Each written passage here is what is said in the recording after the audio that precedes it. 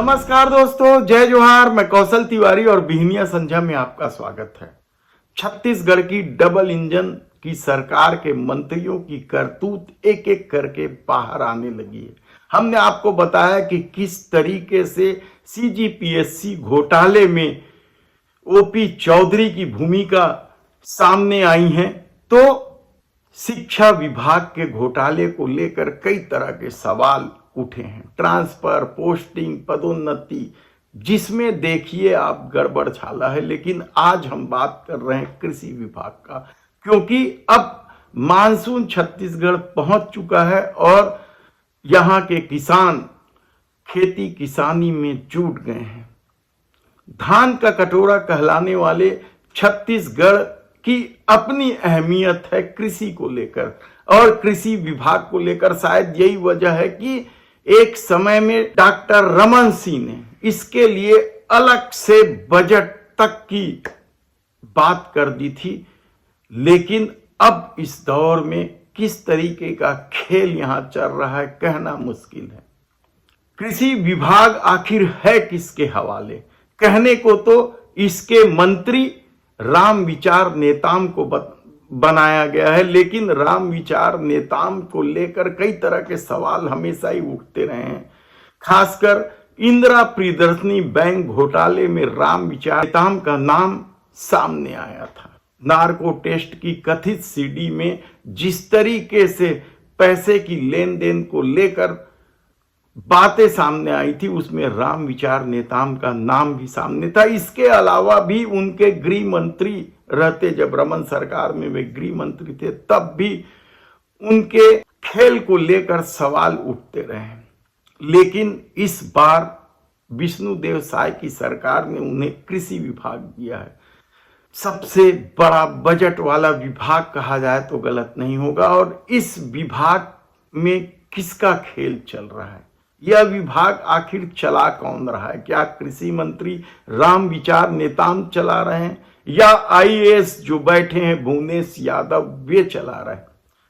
राजस्थान से आते हैं भुवनेश यादव और उनकी एक अपनी कहानी है कि किस तरीके से वे बिजनेस करते आईएएस बने। दूसरे अटेम्प्ट में उन्होंने पास किया था, लेकिन सत्ता बदलते हुए उन्हें एपीओ में रख दिया गया था, यानी कोई विभाग नहीं दिया गया था। फिर कई तरह के विभाग मिले। भूपेश बघेल सरकार के नाक के बाल भी कहे जाते थे भुवनेश यादव। हालांकि उन पर अभी तक घपले घोटाले के कोई चार्ज नहीं लगे हैं, लेकिन जिस तरीके का रवैया चल रहा है कृषि विभाग में, उसमें भुवनेश यादव की भूमिका को लेकर सवाल उठना स्वाभाविक है। तब क्या कोई राकेश अग्रवाल नाम का व्यक्ति चला रहा है कृषि विभाग? यह बेहद ही गंभीर सवाल है, क्योंकि जो मीडिया रिपोर्ट आ रही है उसमें सीधे राकेश अग्रवाल का नाम तो सामने नहीं आ रहा है। हमारी टीम ने जब पता किया कि मीडिया रिपोर्ट में जिस लक्ष्मी पुत्र की बात की जा रही है या जिस दलाल की बात की जा रही है वह है कौन, तब उसमें कुछ नाम सामने आए और सबसे बड़े नाम जो सामने आए वह राकेश अग्रवाल का नाम है। तो क्या कृषि विभाग को राकेश अग्रवाल के सुपुर्द कर दिया गया है? यह बेहद गंभीर सवाल है। हालांकि हमने राकेश अग्रवाल से बात करने की कोशिश की, लेकिन वे उपलब्ध नहीं थे इस पूरे मामले को लेकर। लेकिन कहा जा रहा है कि पूरा दफ्तर वहीं से चल रहा है। तब ऐसे में सवाल ये उठता है कि आखिर बीज निगम में चल क्या रहा है? टेंडर को लेकर गड़बड़ियों की खबर तो लगातार आ रही है। यही नहीं, किसानों को दिए जाने वाली योजनाओं में भी जो ठेका दिया जाता है उसे लेकर भी कई तरह के सवाल उठ रहे हैं और कहा जा रहा है कि किसान त्रस्त हैं।